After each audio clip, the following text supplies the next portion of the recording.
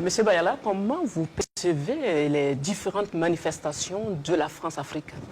Oui, je dirais déjà à l'origine de ce concept qui remonte à la veille des indépendances 1960, c'est un mot qui va être prononcé pour la première fois par un des plus beaux représentants ou figurants de cet instrument politique que la France met en place, qui est le président Félix Houphouët-Boigny.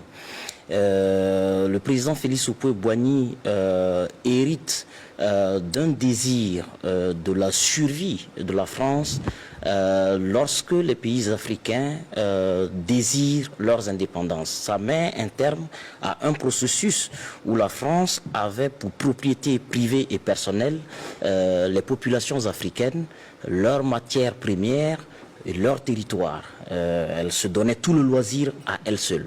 Avec la fin de la Deuxième Guerre mondiale en 1945, les États-Unis vont faire injonction au putschiste, le général Charles de Gaulle, d'alors qui sera d'ailleurs intronisé président en 1944 par le président anglais Churchill, et le gouverneur militaire américain Dwight Eisenhower.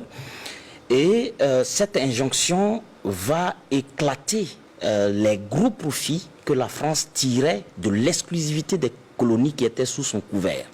Alors elle va devoir partager ces gros profits-là avec la volonté de son sauveur américain et la volonté de ces citoyens africains ou de ces élites africaines qui désirent désormais être maîtres de leur destin.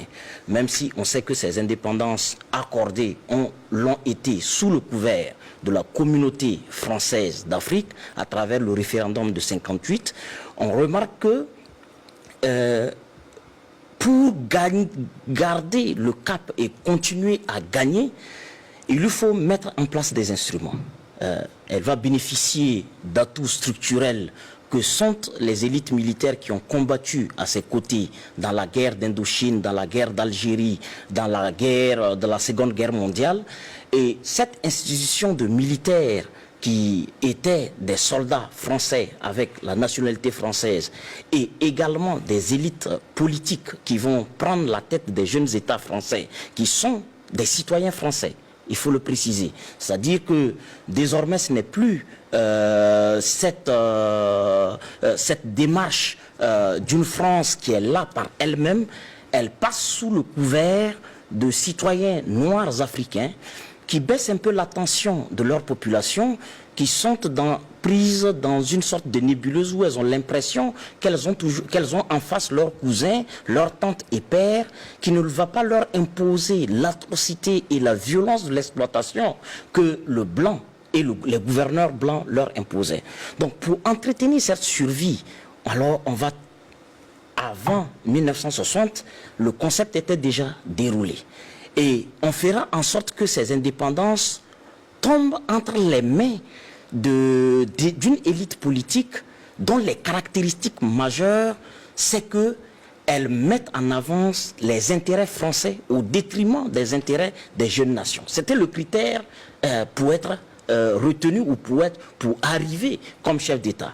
Excepté Sékou Touré, qui, à travers son nom au référendum, a payé cash pour cette désobéissance, on observe que, à côté de cette élite militaire qui voue culte à l'hégémonie et aux intérêts supérieurs de la France, qui est une manière pour faire en sorte que personne n'accède à la suprématie, au pouvoir d'État s'il n'est acquis préalablement aux intérêts supérieurs de la métropole. C'était un critère d'accès. Le deuxième élément, c'est l'élite militaire, qui est comme une sorte de chien de garde qui observe le mouvement des élites militaires et politiques par rapport à leur loyauté à l'agenda qui les a investis à la tête des jeunes États. Lorsque cette élite militaire fait l'observation avec les services de renseignement français que ce président se déconnecte un peu progressivement de l'agenda qu'il a intronisé chef d'État, alors cette élite est convoquée pour faire une interruption brutale.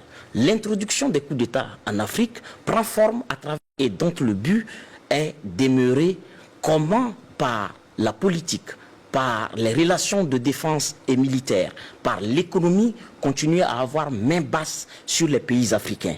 Et comment faire en sorte qu'elles ne perdent pas dans le grand jeu de l'ouverture de ces colonies aux États-Unis, sont libérateurs, parce que les États-Unis veulent avoir désormais accès au marché africain. Elle va mettre en place...